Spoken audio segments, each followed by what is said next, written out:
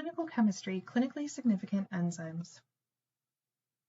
So diagnostic enzymology, enzymes are usually present in the serum and plasma at low concentrations. So if we measure for a particular enzyme and we see an increase in enzyme concentration or activity, it's usually due to the release from cells due to damage or death, or an increase in the production of that enzyme. So examples of how it would be due to release from cells due to damage or death would be infection, inflammation, a myocardial infarction, which is a heart attack, or muscle damage. If we increase the production of it, it could be due to a number of different reasons. So there's a couple examples that are provided here. Increased alkaline phosphate and acid phosphatase from osteoclasts with growth spurts in children or in bone diseases. And then enzyme induction, gamma-glutamyl transferase, or GGT, is seen in alcohol intake. Creatine kinase. So this lecture series is going to just introduce all of these different enzymes, and it's going to give you some details about the enzymes. So as you're studying these, you need to start making notes about where they would be found and what type of disease they would be indicated with. Later on, we will go into several of the organ systems a little bit more deep, and then we will bring these all back and we will put them into action and show you exactly the disease state as we're talking about the organ system. So for now, it's basically just a list of enzymes, and you do need to know the details that are provided about each one of these enzymes. So starting with creatine kinase, you don't need to know the molecular weight, but it's 82,000 kilodaltons. It's associated with ATP regeneration and contractile or transport systems. It's involved in the storage of high-energy creatine phosphate. The tissue source would be skeletal muscle, heart muscle, and brain tissue. And its diagnostic significance, it plays a role or has increased in concentrations in acute myocardial infarction, so during a heart attack, muscular dystrophy, cerebrovascular accident, which is a stroke, seizures, nerve degeneration, shock, hypothyroidism. Hypo means less, so that's lower function of the thyroid gland, malignant hyperpyrexia, and Reyes syndrome. The CK isoenzymes, we have CKMM, CKMB, and CKBB, are differentiated based on their electrophoretic mobility. There's the heart type, the brain type, and the muscle type, and the bone type. So you can see CKBB goes the fastest. We call that CK1 in the IUB designation, and that's brain and bone. CKMB, which is CK2, is more associated with cardiac muscle, and CKMM, or CK3, is associated with skeletal muscle. Reviewing some of the disease states and the types of CK isoenzymes is going to be important for being able to answer some of the test questions. So CK3, or the MM, the muscular type, is elevated in muscular disorders before clinical symptoms. Muscular dystrophy, especially Duchenne's muscular dystrophy, you'd see elevations in CK3. CK2 can be found in cases of diseased or damaged skeletal muscle. It's elevated in CNS disease, so CK3, acute cerebrovascular disease, cerebral ischemia, neurosurgical intervention, and CK1 can be found in head trauma. In thyroid diseases, you're going to find elevation in CK3 and CK2 for hypothyroidism, but it's actually decreased in hyperthyroidism. They can be elevated in heart disease. So CK2 is the one that's more associated with the heart, but also CK3 can be elevated in other cardiac conditions following therapeutic procedures. CK1 is decreased during childbirth. Increase in total maternal CK and increased in CK1 is probably due to the uterus and the placenta. CK1 may be elevated in neonates with brain damage or low birth weight. In some GI disorders, infarction or adenocarcinoma, you would see elevated CK1.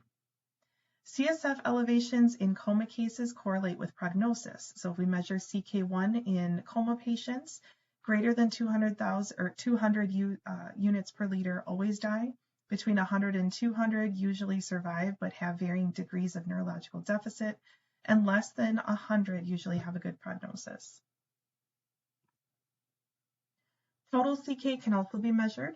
It's elevated in Ray's syndrome and increased as much as 70-fold. CK1 is just detectable.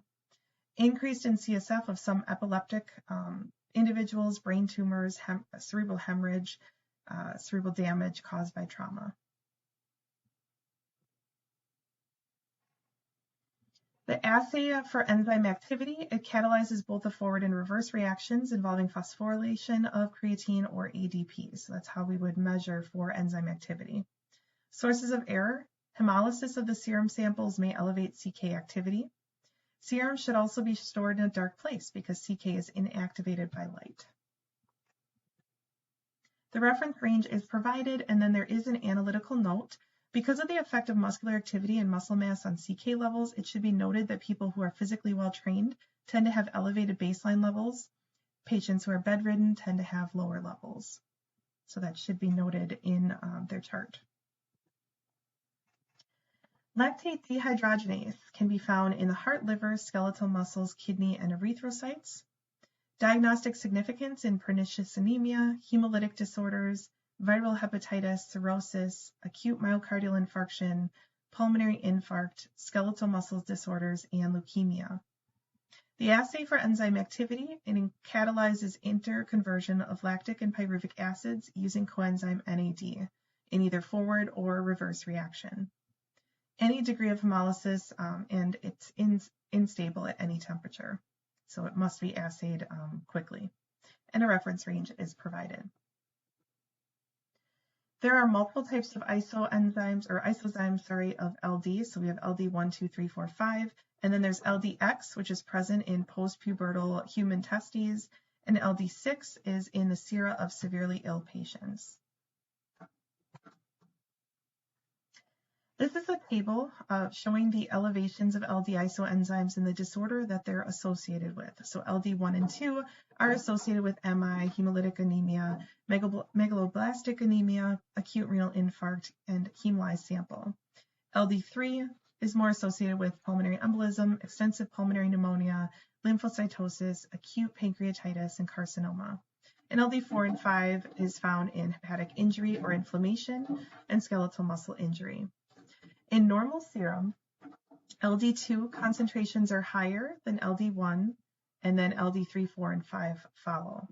So if we look at the patterns here, you can see peaks, and the LD2 peak should be the highest. So LD2, and then 1, and then 3, 4, 5. So this is in normal serum.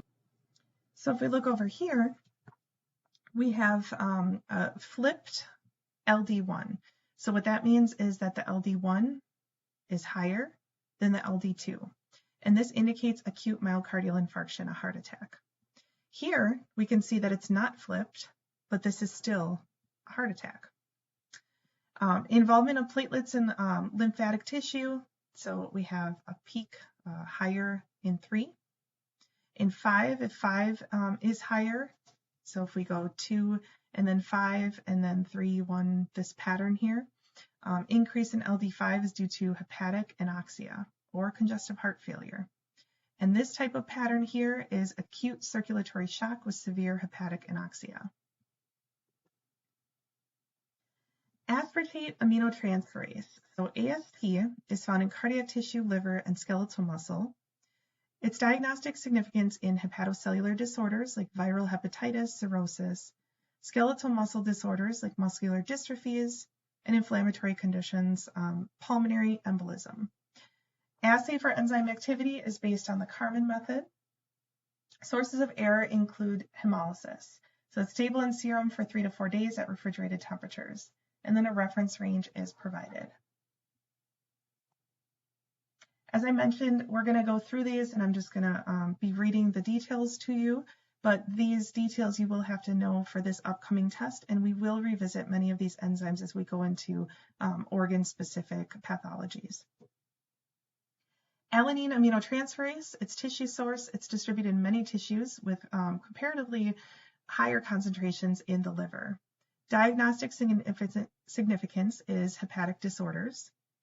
So the assay for enzyme activity, it's coupled enzymatic reaction using lactate dehydrogenase as an indicator enzyme. which catalyzes the reaction of pyruvate to lactate with simultaneous oxidation of NADH.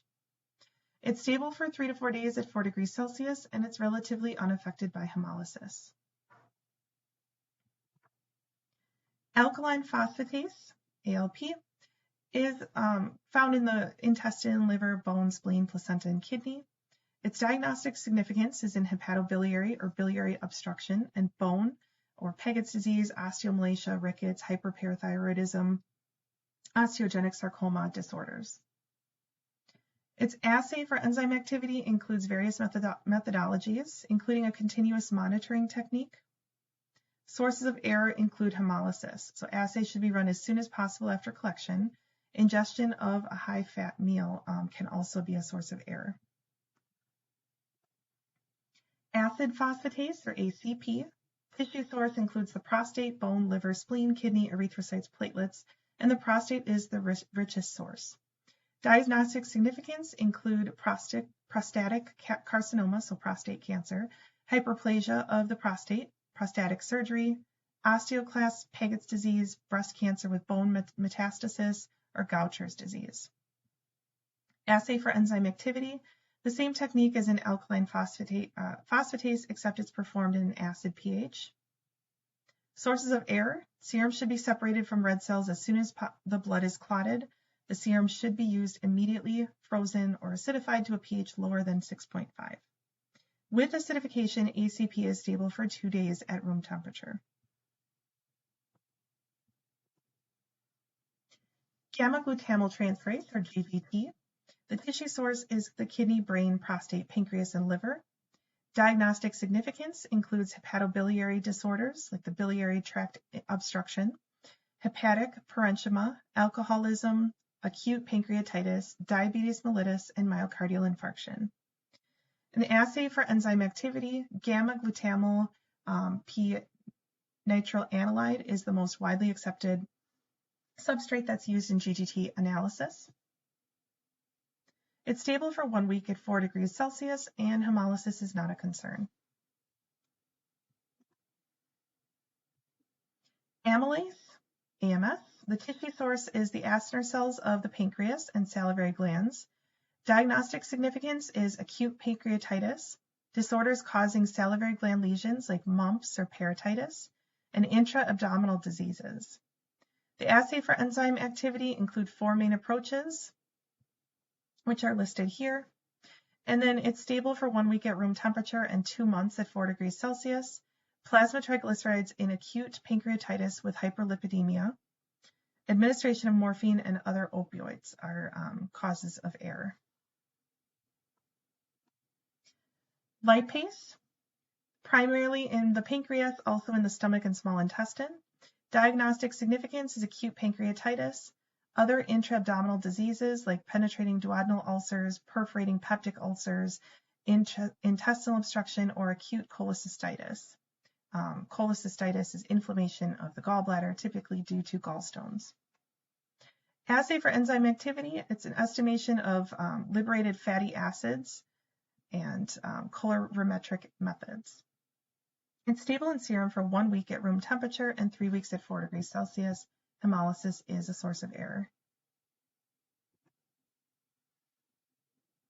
Glucose 6-phosphate dehydrogenase, or G6PD. Tissue source is the adrenal cortex, spleen, thymus, lymph nodes, lactating mammary gland, and erythrocytes. G6PD deficiency is an inherited sex-linked trait, which can be clinically manifested in drug-induced hemolytic anemia, myocardial infarction, and megaloblastic anemia. Assay for enzyme activity, a red cell hemolysate is used to assay for deficiency of the enzyme. Serum is used for the evaluation of the enzyme elevations. And then we have macroenzymes. Macroenzymes are high molecular mass forms of the serum enzymes, and the enzymes that are listed here, that can be bound to either an immunoglobulin or a non-immunoglobulin substance. If they're bound to an immunoglobulin, we call it macroenzyme type 1. If they're bound to a non-immunoglobulin substance, it's a macroenzyme type 2. Found in patients who have unexplained persistent increase of enzyme concentrations in serum.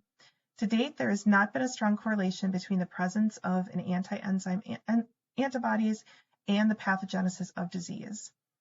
They can't accumulate in the plasma because they're too large to be filtered out in the kidneys. Finally, there are drug metabolizing enzymes. They transform xenobiotics into inactive water-soluble compounds for the excretion through the kidneys.